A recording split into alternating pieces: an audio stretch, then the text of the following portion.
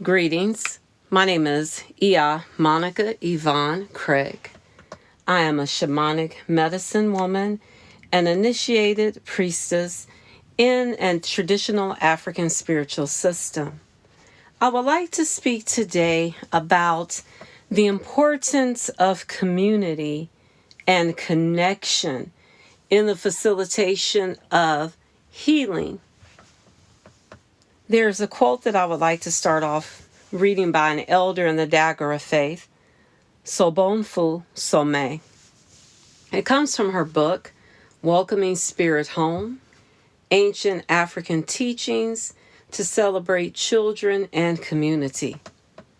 The community concept is based on the fact that each person is invaluable and truly irreplaceable. Each person has a gift to give, a contribution to make to the whole. The kind of gift a person brings, the kind of being a person is very unique to him or her and is valued by the community. The community is constantly affirming each person, and that constant affirmation is why people are always in the community. We sleep together, we work together, we walk together. When we are quote unquote separate, we are vulnerable and are more likely to underestimate the self. This way of life may sound like an invasion of privacy to a lot of people, but not in my village.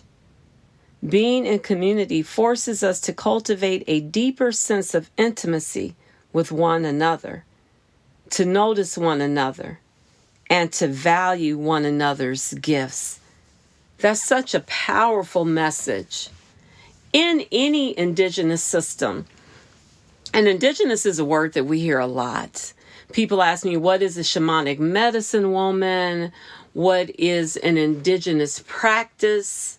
There are so many things with that. So indigenous practices, our indigenous spiritual systems, are those systems that our ancestors practiced before the onset of colonization. And with colonization, we understand came the forcing upon those that were colonized a different religious system.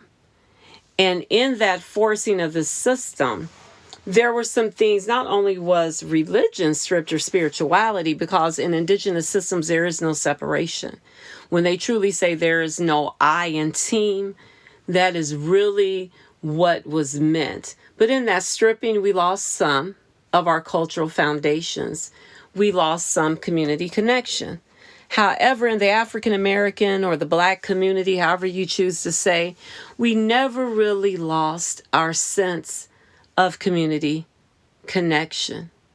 Whether that was going to grandmother's house, whether that was sitting at the dinner table with one another, whether that was in the form of developing societies or organizations or getting together, playing bid whist, playing spades, dancing, and listening to music. Why is it so important? I always teach that the lone wolf mentality is very foreign to us as Black people, as people of color. We're not meant to be on the island all to ourselves. And as the elder stated in this, when we're in community, when you're going through, we all go through. But when you're going through and we're going through there with you, and we're sitting in that space being spaciousness with you, such as what's occurring on this platform, you have someone that says, hey, sis, if you're crying, I'm crying. And they have this awareness and this unity to help bring you out. As she stated, that when we are separate, we are vulnerable and more likely to underestimate the self. What does she mean by the self? When we sit in isolation, our mind can begin to brew and create or get stuck in a cycle And we know that a cycle is meant to have that start point and that ending point. But the self can keep you winding and replaying and replaying and replaying. It can really get you trapped in that cycle that was meant to only last for a season. You know, we've all heard that it takes a village to raise a child. In indigenous healing systems, healing becomes, as stated, a community experience. Grief becomes a community experience.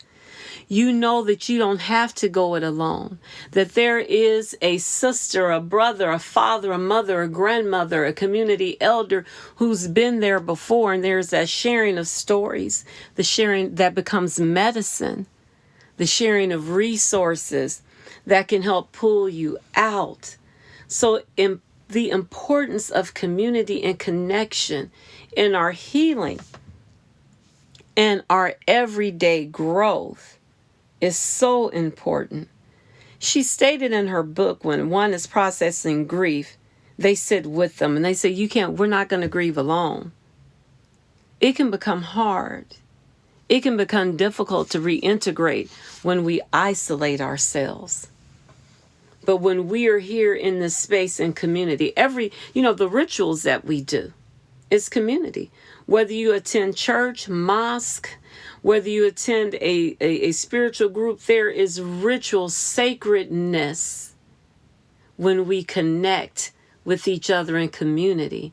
There's a scripture that says, where 2 or 3 are gathered together, agreeing upon one thing, I am is in the midst. I am. That God answers, that God presence. Healing is in the midst.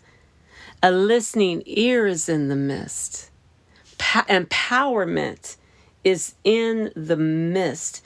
Have you ever experienced those times of isolation where even though you were trying to be strong and you were trying to be astute and you didn't need anyone, but you really did yearn for someone to pick up the phone and call you? You really did have a longing for someone to tap on your door. And when those things occurred, just as your mind began to develop all of these thoughts, and when you began to feel that you were in a place of despair, there was this gentle tap. Again, there's power, there's strength, and there's love in community. So whatever work we do in our indigenous systems, whatever work we do within our natural community, right? We work in community. We live in communities. It's a common practice. So why not continue to incorporate healing within the scope and the framework of community? That is how we were built. It's in our genes.